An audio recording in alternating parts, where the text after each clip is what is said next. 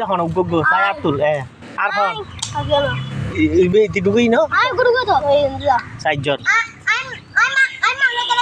হ্যাঁ তুই মারবা খেলা গেলি হাতে মাথাত আছে মারবা খেলা ব্যাকে গেলি তইলে তোরা না পারস নুনু মারবে একটা বল মারবে একটা হ্যাঁ সাই নুনু রাখবো তো ওই যাও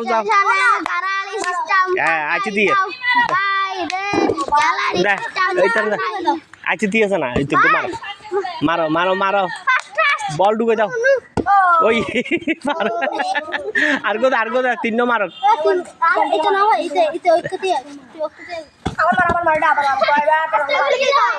সাই দেখো না তুই সময় কাহ